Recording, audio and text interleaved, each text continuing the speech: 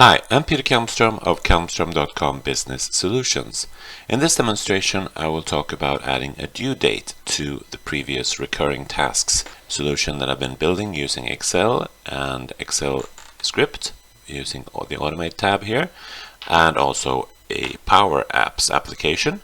So this has a lot of data in it now. It has the title, the date, the status, done by, done at, and the minutes worked. So we've done all that in the previous demos. Now we're going to add a due date. So let's do that. First we'll just add the column here. Very simple. And then in the templates we're going to say how many days they have to do it. So let's say that days to complete. So we can just say that buy fruit should be done the same day, send invoice can take 2 days, compile the report can take 3. Alright, so let's move the button here also away from there. Now we can also calculate the next due date, and counting with dates is rather simple in Excel. You just do equals and then the days to complete plus the next date. So there we see that that works brilliantly. As you see, 3 days and 2 days, and yeah, it works fine. Now we only have to modify the script so that when it creates new tasks based on these templates, it will fill in the due date. We don't have to worry about changing the next due date because that's going to happen automatically due to the formula here. So that's good. So let's go into the all scripts here and find our script that creates the tasks. In this workbook there's this script here. So let's edit that. So now we're going to add this property to the template, the next due date ISO. And that's going to be a string, and it's going to start by being empty.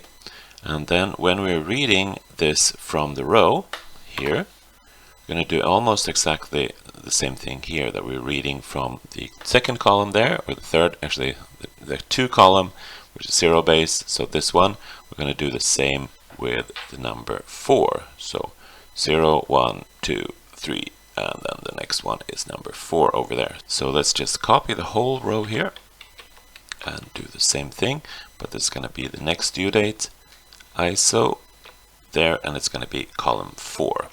So now we have that property when we're reading the template object from the row. And now when we're adding a new column here to the tasks table over here, let's zoom out even more so that we can see. Then we're going to add that after the minutes worked. The minutes worked is the last columns here, so we're just going to push another column for this table here. And instead of a 0 there, we're just going to push the template object, this next due date ISO. And then we just change the comment here, due date, and that should be it. So let's try to run this now.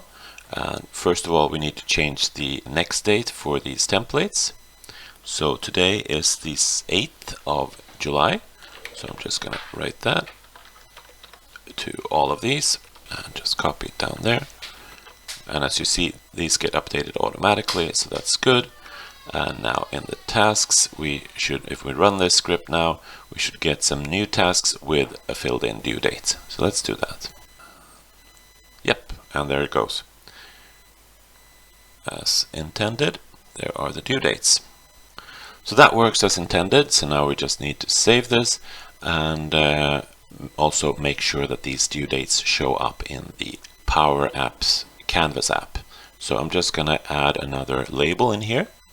Make sure I select the template, and then I'm going to insert a text label. And that defaults to the ID, which is not at all what we want. So instead of the ID, we want the due date in there, of course, but that's not in the data set yet. We have to refresh this to be able to get that data, or rather to get that column. So instead of this item ID, we're going to get the due date. There we go, due date, which we just added. And of course we have a lot of empty those, but here we go. This is the date number format, so that's not what we want at all. So we're going to do the same thing that we did with this. We're just going to copy that entire formula and put it in there, but instead of this item date, we're going to do due date. Let's just copy that. Yeah, so these dates are not looking good, and the reason for that is that this column here is not formatted as date. So that's what I'm going to do now. I'm just going to format this as a date. The format is very important, so I'll do that on the entire column. That should do it. we can do the number format and make sure that this is indeed a date and that it's in ISO format, so that's fine. Now it's there. Okay, so now let's save the Excel spreadsheet, which saves automatically actually because it's on SharePoint. But now we refresh the data source, and there we see the correct date formats. Yeah, it doesn't like those empty ones. There's an error message about the empty ones. So let's just go ahead and filter out the empty ones here. So all the blanks there, and for those, yeah, see everyone's changes. Yeah, that's fine. So now we just copy the date where this is supposed to be done, and to the due date also. Save again, or it saves automatically. Yeah, it's saved. Now we refresh the data source again, and we have due dates on all of these tasks. Yeah, now it looks better. So now we've added the due date to the app. Let's just make this slightly nicer by changing the font so that it's the same font. And we can also, of course, make sure that they actually are in the same line there. Yeah, that looks rather good. And then we can insert a dash symbol here, just do a text label here. And that goes to the ID again by default. That's not what we want. We just want a actual string so that we can see. Like that, right? So this is the period that they have to complete this particular task. All right. So now we can save this, and we have successfully added the due date to my app. Thank you for watching this demonstration.